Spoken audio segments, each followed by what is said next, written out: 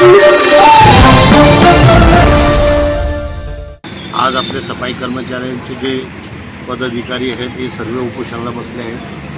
माझं मत असं होतं की या ज्या मागण्या आहेत त्यांच्या रास्त मागण्या आहे आणि त्याच्यासाठी पैसासुद्धा सर्वीकडे आहे आणि मागे पेन्शन विक्रीसाठी आम्ही जवळजवळ 2023 पर्यंत दिलेत ना आपण 2022 पर्यंत आम्ही 2011 ते 22 पर्यंत आम्ही पेन्शन विक्रीचे पैसे सफाई कर्मचाऱ्यांना दिले आहे।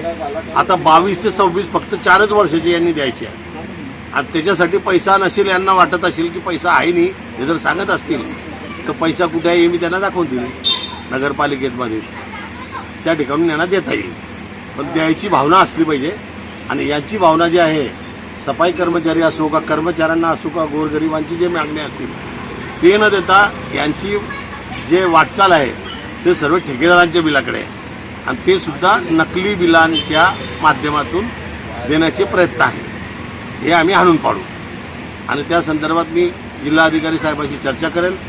जर मुख्य अधिकाऱ्यांनी आज यांना न्याय नाही दिला तर मग आम्ही त्या संदर्भात आम्ही पूर्ण संघटनेच्या पाठीशी आहोत, संघटनेला आम्ही पूर्णपणे मदत करायला तयार आहोत आणि सर्व पक्षीय आम्ही संघटनेच्या पाठीशी उभं राहून त्यांना न्याय मिळवून देऊ।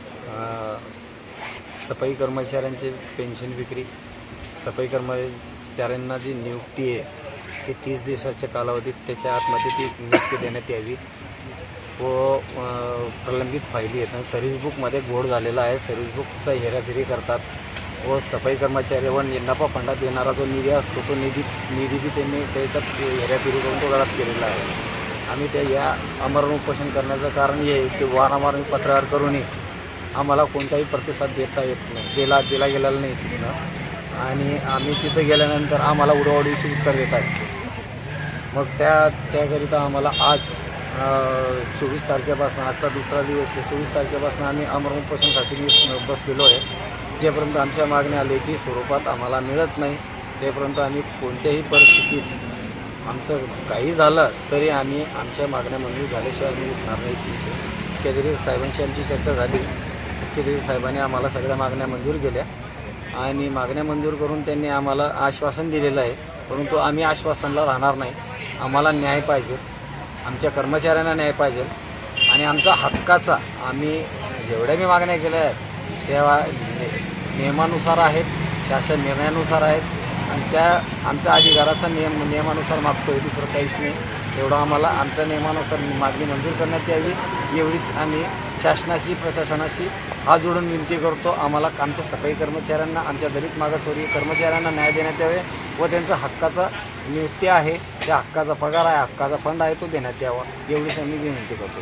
जर आम्हाला उद्याच्या तारखेपर्यंत जर आमची मागण्या मंजूर होत नाही तर आता मी अन्नत्याग केलेला आहे आणि उद्या जर आमची मागण्या मंजूर आणि मी जलत्यागही करून टाकेल मी। मग माझं काही बरं वाईट होतं या शासन प्रशासन व संबंधित मुख्याधिकारी जबाबदार राहतील।